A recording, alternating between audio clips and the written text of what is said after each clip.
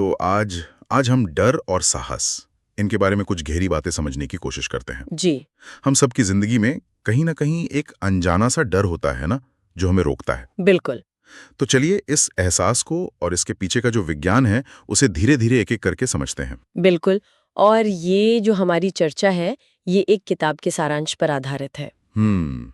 और इसकी खास बात ये है कि ये ओशो के दशकों पुरानी शिक्षाओं को अच्छा। और आज के दिमाग के विज्ञान मतलब न्यूरोसाइंस को एक साथ लाती है। वाह। तो हमारा मकसद यही है कि इन गहरी बातों को बहुत ही सरल भाषा में समझें, ताकि हर कोई इसे अपनी जिंदगी से जोड़ पाए। तो किताब की शुरुआत एक बहुत ही आम सी कहानी से होती है। जी।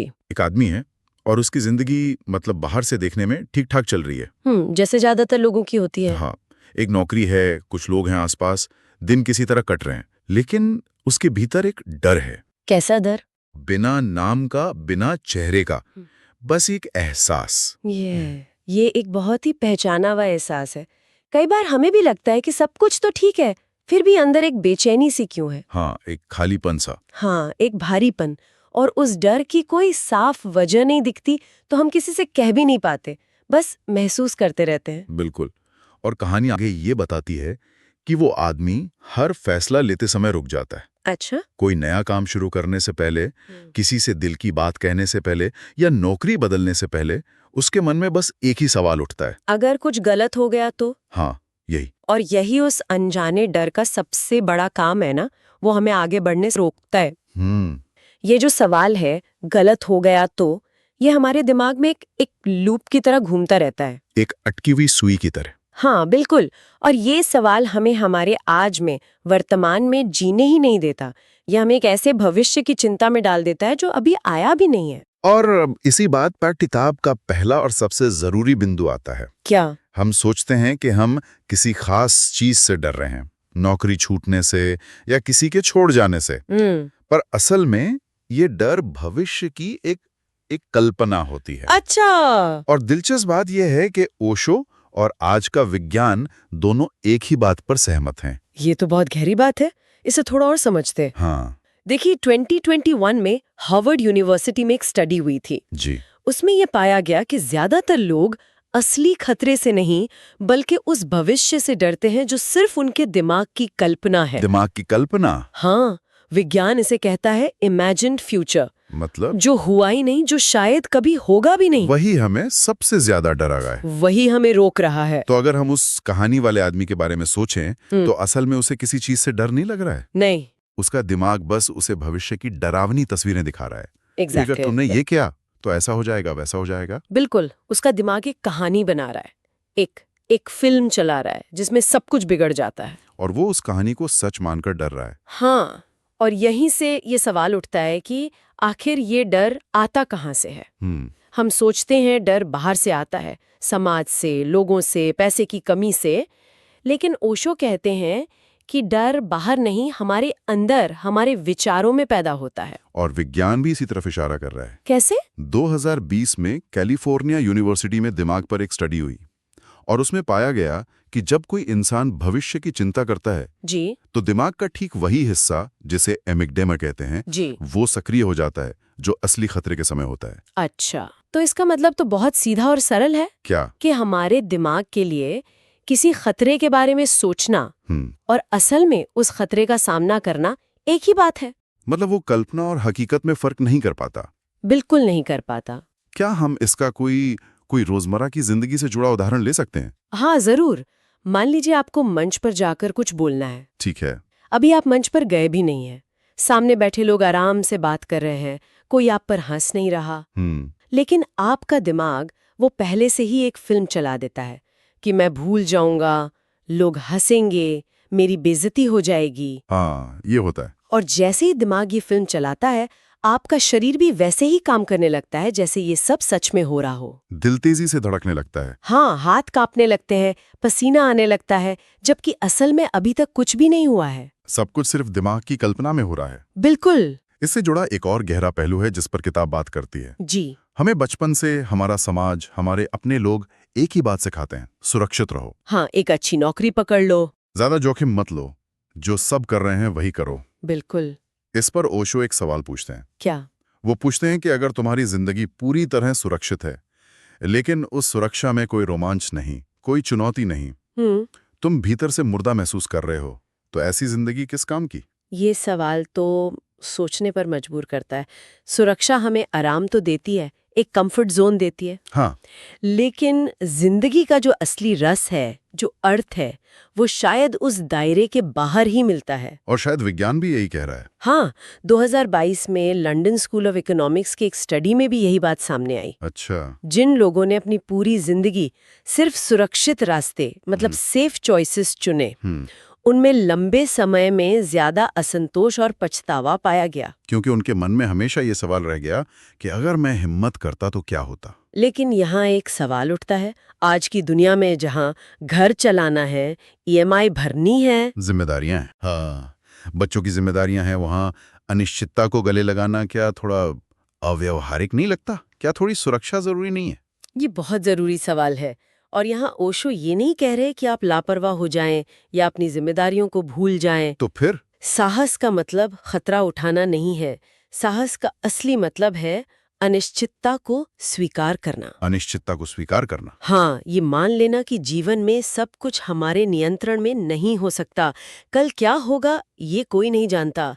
इस सच्चाई के साथ, इस अनिश्चितता के साथ शांति से जीना ही असली साहस है, बिना डरे, बिना घबराए। ये तो साहस की बहुत ही अलग परिभाषा है। क्योंकि आमतौर पर लोग सोचते हैं कि साहस का मतलब है जोर से बोलना, आक्रामक होना, लड़ जाना या किसी भी हाल में डरावा नहीं दिखना। हाँ, और ओशो कहते हैं कि ये साहस नहीं है। तो ये क्या है? ये असल में अंदर के डर की चीख है। अच्छा। जो इंसान बाहर से जितना ज्यादा आक्रामक दिखता है, वो अंदर से उतना ही डरा हुआ होता है। 2021 की साइकोलॉजी टुडे की एक रिपोर्ट भी यही कहती है कि जो लोग बहुत ज्यादा गुस्सा करते हैं या एग्रेसिव होते हैं, हाँ। उनमें इनसिक्योरिटी मतलब असुरक्षा का स्तर बहुत ज्यादा होता है। तो वो अपनी आवाज से और अपने गुस्से से अपने अंदर के डर को छिपाने की कोशिश कर रहे होते हैं। तो फिर अगर ये दिखावटी साहस है, तो सच्चा साहस कैसा महसूस होता है? हाँ, वो इंसान कैसा होगा जो सच में साहसी है? सच्चा साहस सच्चा साहस बहुत शांत होता है। शांत? हाँ, उसे किसी के सामने कुछ साबित करने की जरूरत नहीं होती, उसे चीखने की जरूरत नहीं पड़ती। वो एक समझ है जो अंदर से आती है, वो दिखावा नहीं है। वो अपनी कमजोरियों और अपनी ताकत दोनों स्वीकार करने से पैदा होता है। और ये जो दिखावे की जरूरत है, जो असुरक्षा है, आज के समय में इसका सबसे बड़ा मंच तो सोशल मीडिया बन गया है। बिल्कुल। बड़ा डर है, मैं काफी नहीं हूं। ये आज की सबसे कड़वी सच्चाई है। 2023 में मेटा और स्टैनफोर्ड यूनिवर्सिटी ने मिलकर एक स्टडी की थी। अच्छा। उसमें साफ पता चला कि सोशल मीडिया पर होने वाली तुलना सीधे सीधे हमारे आत्ममूल्य मतलब सेल्फ वर्थ पर हमला करती है। इसका कोई उदाहरण? हाँ, जैसे मान लीजिए आप ठीक ठाक महसूस कर रहे हैं, लेकिन जैसे ही आप इंस्टाग्राम खोलते हैं और दूसरों की छुट्टियों, पार्टियों और सफलताओं की तस्वीरें देखते हैं, तो अचानक अपनी जिंदगी छोटी और फीकी लगने लगती है। बिल्कुल।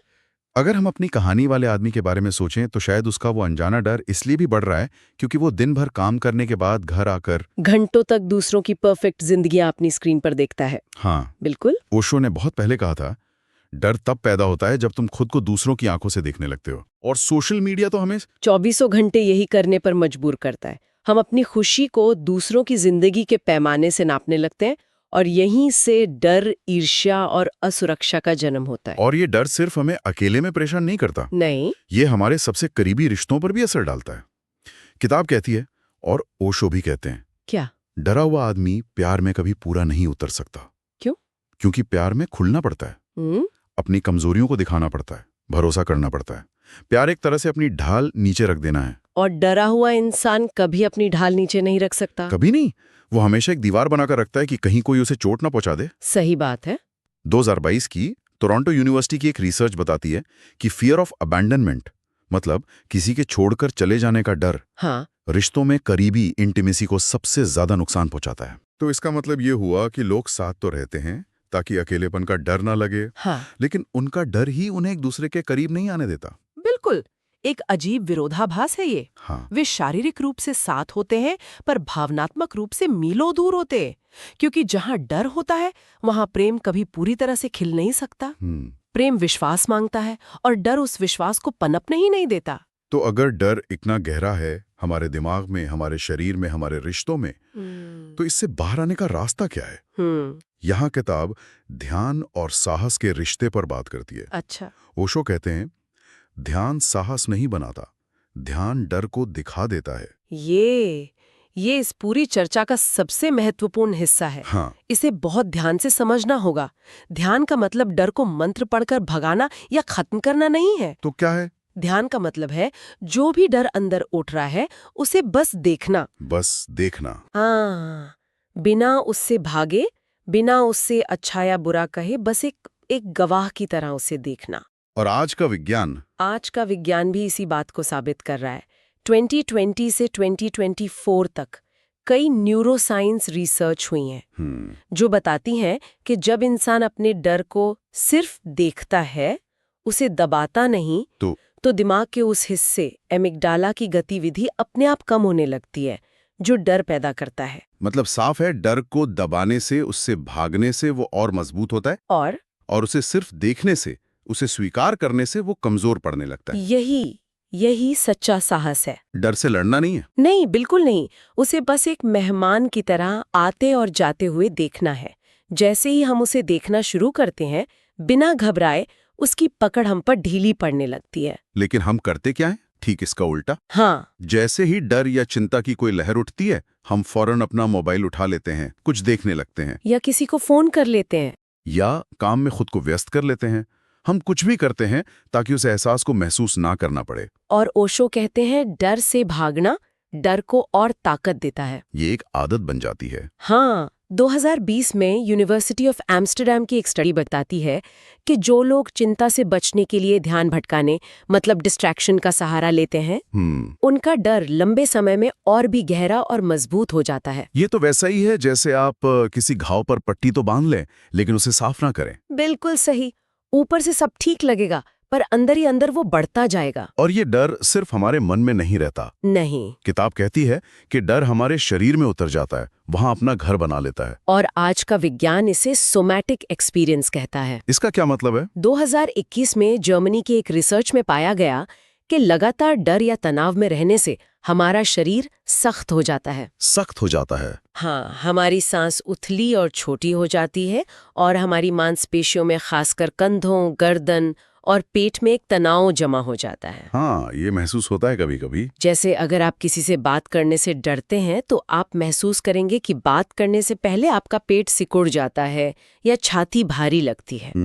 हमारा शरीर हमारी अनकही भावनाओं को पकड़ कर रखता है। तो साहस का पहला कदम अपने शरीर को फिर से ढीला करना है, उसे तनाव मुक्त करना है। और इसके लिए ओशो बार बार सांस की बात करते हैं। सांस में ऐसा क्या खास है? खास ये है कि सांस हमेशा वर्तमान में होती है, अभी में होती है। अच्छा। ये डर से बाहर आने का सबसे सरल और सबसे ताकतवर रास्ता है। डर हमेशा भविष्य का होता है, क्या होगा, और सांस हमेशा अभी की है। हाँ, अभी क्या हो रहा है। 2022 में एम्स दिल्ली की एक स्टडी में पाया गया कि जब कोई इंसान सिर्फ 5 से 7 मिनट तक शांति से बैठकर अपनी सांस को आते जाते देखता है तो उसका नर्वस सिस्टम अपने आप शांत होने लगता है। जो सांस में टिक गया वो डर की पकड़ से बाहर आने लगता है। डर से भागने का एक और तरीका है अकेलापन से भागना। आज लोग अकेले रहने से बहुत डरते हैं, हमेशा भीड़ में रहना, लगातार फोन पर जुड़े रहना। ये सब उस डर से बचने के ही तरीके हैं। हाँ, और ओशो कहते हैं जो आदमी खुद के साथ अकेले नहीं बैठ सकता वो कभी साहसी नहीं हो सकता। ये बहुत सच्ची बात है। 2023 की एक रिसर्च बताती है कि जो लोग खुद के साथ सहज रहना नहीं सीखते वे अपने रिश्तों में भी बहुत निर्भर मतलब डिपेंडेंट हो जाते हैं। उन्हें हमेशा किसी और की जरूरत पड़ती है खुद को पूरा महसूस कराने के लिए। तो साहस का एक मतलब अकेले होने की क्षमता भी है, खुद की कंपनी में शांत और सुखी रह पाना। अब उस डर पर आते हैं जो शायद आज सबसे आम है, असफलता का डर। हाँ, अगर मैं फेल हो गया तो। इस पर ओशो का नजरिया बहुत अनोखा है। वे कहते हैं असफलता का डर असल में अहंकार का डर है, ईगो का डर। इसका गहरा मतलब ये है कि हम काम के बिगड़ने से उतना नहीं डरते। तो फिर किससे डरते हैं? जितना लोगों की नजरों में खुद को छोटा दिखने से डरते हैं। डर इस बात का है कि लोग क्या कहेंगे, मेरी इमेज खराब हो जाएगी। 2021 की स्टैनफोर्ड यूनिवर्सिटी की एक स्टडी बताती है कि जो लोग असफलता को अपनी पहचान से जोड़ लेते हैं, मतलब अगर मैं असफल हुआ तो मैं ही असफल हूँ, अच्छा, वे लोग कभी कोई नया जोखिम लेने की हिम्मत ही नहीं कर पाते। तो इसका मतलब साहसी आदमी वो है जो खुद को परिणाम से नहीं बांधता? बिल्कुल, वो अपनी पूरी ऊर्जा और ध्यान प्रक्रिया पर लगाता है, परिणाम पर नहीं। वो जानता है कि असफलता जीवन का एक हिस्सा है, उसकी पहचान का हिस्सा नहीं। वो गिरता है, सीखता है और फिर से आगे बढ़ जाता है। इस पूरी चर्चा को किताब के सबसे गहरे हिस्से पर लाते हैं। जी। ओशो कहते हैं, साहस का असली रूप है खुद से झूठ ना बोलना। यही साहस का मूल है, उसकी जड़ है। हम सब दिन भर में खुद से छोटे छोटे झूठ बोलते हैं, अपनी सच्ची भावनाओं को दबाते हैं, अपनी इच्छाओं को मारते हैं, क्योंकि हमें डर लगता है कि अगर हम सच बोलेंगे या सच जिएंगे तो लोग हमें स्वीकार नहीं करेंगे। बिल्कुल। और 2022 की हार्वर्ड की एक रिसर्च बताती है कि जो लोग अपनी सच्ची इच्छाओं को लगातार दबाते हैं, उनमें बर्नआउट और डिप्रेशन होने की संभावना बहुत बढ़ जाती है। तो साहस का मतलब है ये हिम्मत जुटाना कि मैं जो हूं, जैसा हूं, वही हूं। हाँ, अपनी अच्छाइयों और अपनी कमियों के साथ खुद को पूरी तरह स्वीकार कर लेना, बिना किसी मुखौटे के जीना। और आज के समय में यही सबसे बड़ी हिम्मत का काम है। तो आज के जमाने में साहस का मतलब वायरल होना या सोशल मीडिया पर जोर जोर से चिल्लाना नहीं है। नहीं। आज साहस का मतलब है अपनी रफ्तार से चलना, दूसरों से अपनी तुलना करना छोड़ देना, जहां जरूरी हो वहां ना कह पाना, और अकेले उस राह पर चलने की हिम्मत करना जो आपको अपने लिए सही लगती है, भले ही उस पर कोई और ना चल रहा हो। और 2024 की एक ग्लोबल मेंटल हेल्थ रिपोर्ट भी यही कहती है कि जो लोग इस तरह की प्रामाणिकता, ऑथेंटिसिटी के साथ जीते हैं, वे कम चिंता और ज्यादा संतुलन महसूस करते हैं। उनका जीवन ज्यादा शांत होता है, क्योंकि वे किसी और को खुश करने के लिए नहीं, बल्कि अपने सच के साथ जी रहे होते हैं। किताब के अंत में ओशो याद दिलाते हैं, साहस कोई मंजिल नहीं है जिसे एक बार पा लिया और काम खत्म। नहीं, ये हर रोज हर पल का एक चुनाव है। बिल्कुल, हर दिन डर की कोई ना कोई लहर उठेगी, हर दिन जीवन में अनिश्चितता होगी, और हर दिन हर पल हमारे सामने चुनाव होगा कि हम इस डर से भागेंगे या रुककर इसे देखेंगे। हम इसे खुद पर हावी होने देंगे या इसे बस आते जाते हुए एक बादल की तरह देखेंगे। और यही एक छोटा सा निर्णय हमारी जिंदगी की दिशा तय करता है। बिल्कुल। तो इस पूरी गहरी चर्चा से जो सबसे बड़ी सीख मुझे मिली वो ये है कि डर हमारा दुश्मन नहीं है, वो बस भविष्य की एक कहानी है जो हमारा दिमाग हमें सुनाता है। सही। और साहस कोई बहादुरी का तमगा नहीं है, साहस बस खुद के साथ ईमानदार होने का नाम है। और सबसे राहत देने वाली बात यह है कि जब मैं डर को सिर्फ देखती हूँ, उससे लड़ती नहीं, तो जिंदगी बहुत हल्की हो जाती है। डर आता है और चला जाता है, ठीक वैसे ही जैसे आसमान में बादल आते हैं और चले जाते हैं। हम बस उस आसमान की तरह शांत रहकर उसे देख सकते हैं। उम्मीद है इस चर्चा ने ये महसूस कराया होगा कि साहस कोई एक दिन की बड़ी छलांग नहीं, बल्कि हर दिन डर को थोड़ा और समझकर सच के साथ जीने का एक छोटा सा कदम है। हमारे साथ इस गहरी बातचीत में शामिल होने के लिए आपका बहुत बहुत धन्यवाद। धन्यवाद।